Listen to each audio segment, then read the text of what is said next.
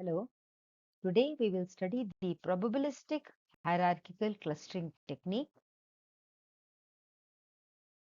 We have seen that the algorithmic hierarchical clustering methods use distance for the merging criteria, but finding a good distance measure may be a challenge. Also, if there are missing values, it is difficult to handle. So, this PHC or the probabilistic hierarchical clustering overcomes this by using probabilistic models to measure distances between clusters. So, we may look at this clustering problem by assuming that the set of data objects are a sample of a generative model. This is the approach which one can take to solve the clustering problem. So now, having assumed that we want a generative model, so we want to, so our task now comes to estimating the generative model. Estimate the generative model using the given data objects which are to be clustered.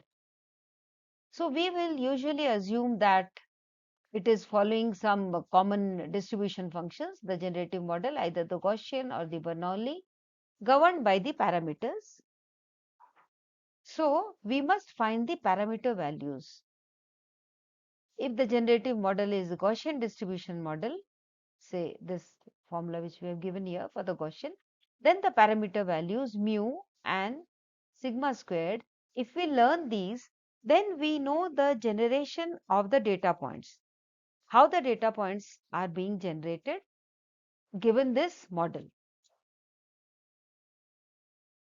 So we again go to this in some detail, assuming the generative model. So we are given the data points x1 to xn for clustering analysis, and we assume they are from Gaussian. So n mu sigma squared is 1 by square root of 2 pi sigma squared and exponent e to the power of this. So if this is the distribution function, then the probability that a point xi in x, in the given set x, a given data point xi, the probability that it is generated by the model is simply by putting the value of xi in this function. This is the function. So we say Pxi given mu sigma squared is this. This is the probability. And the likelihood that x is generated by the model is given as L of n mu sigma squared and the x distribution, probability of x from mu sigma squared. We are now talking about the entire set x, okay, comprising of x1 to xn. So this is given by the product for all elements of these probabilities or the function values. Okay, we had assumed the Gaussian function, and putting xi in this function value, we get the probability that it is being generated. So we multiply all these probability to find that x is generated by the model, the set x. So the task of learning the generative model now becomes find the parameters such that this is maximized, such that the likelihood is maximized.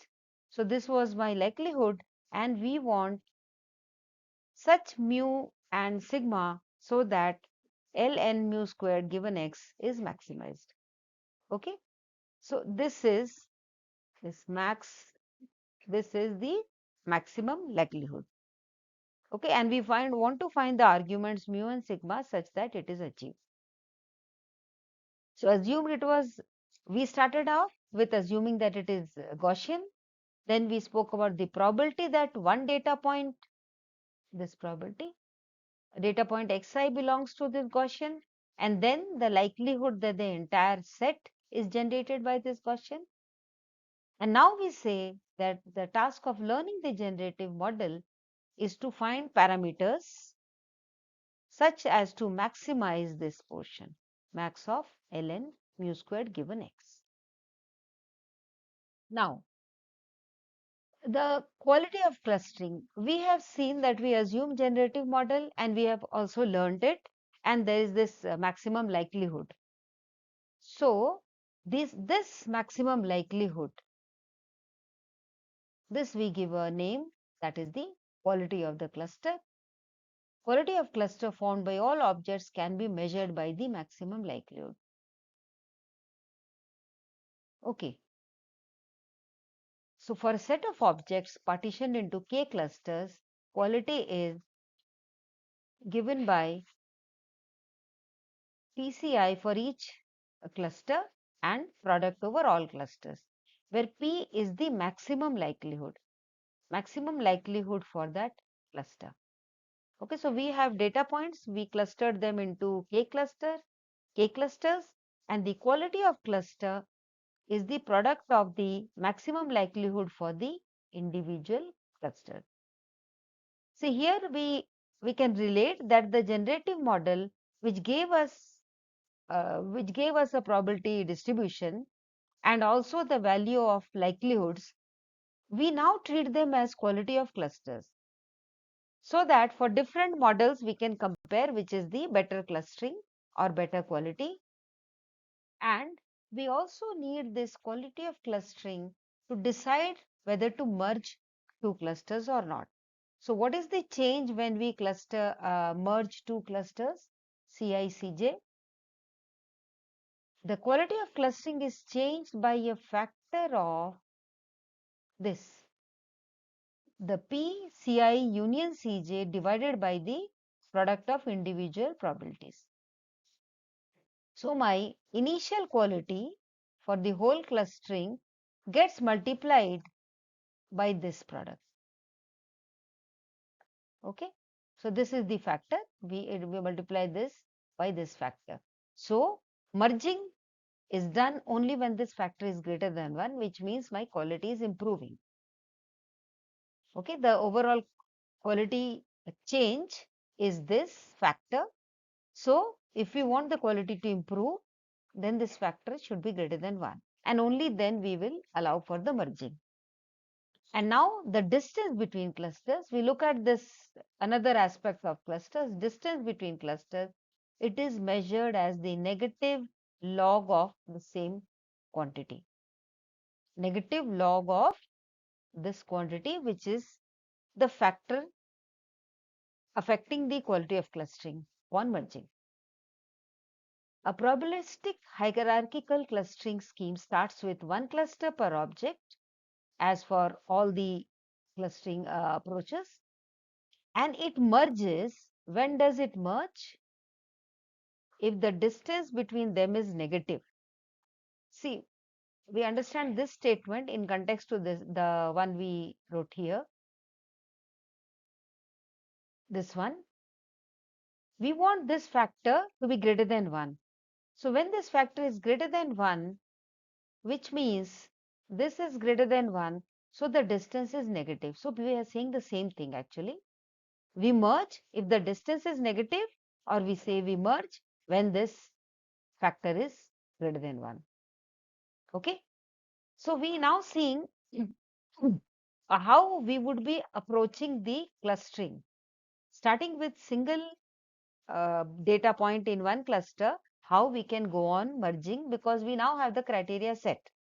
We have spoken about quality of clustering, how it changes upon merging, and how the distance between two clusters can be measured.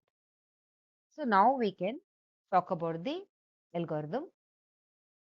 So the given data points, we want to output hierarchy of clusters. So we start with create a cluster for each object, CIDI for all n. And now we will be iterating. This is the important portion. We will be iterating until we don't find any more merging possible. See, for a pair of clusters, we will find such that we maximize this value, log PCI union CJ by PCI PCJ. So when we maximize this value, then we have got this CI CJ.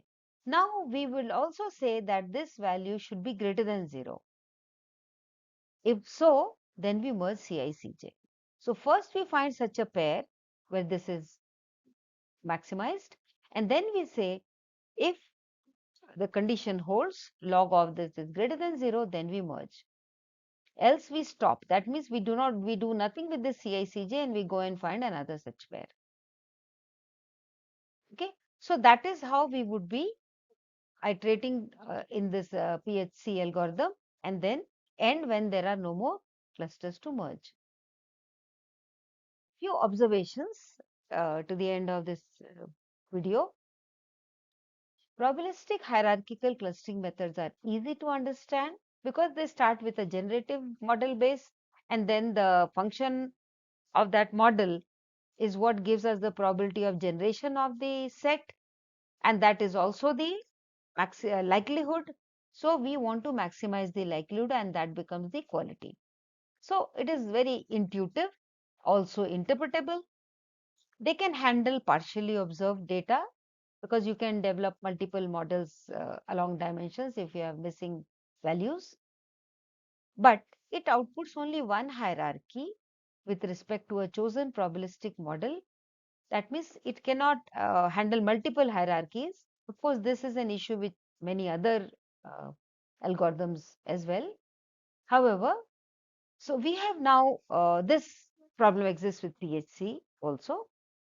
So we now come to the end of the discussion on probabilistic hierarchical clustering algorithm, and I hope you are now clear about how a PHC works, how we start with a generative model, take its function, generate the likelihood of the X, then quality of clustering, and how the quality of clustering decides whether a set of clusters should be merged, and finally the algorithm.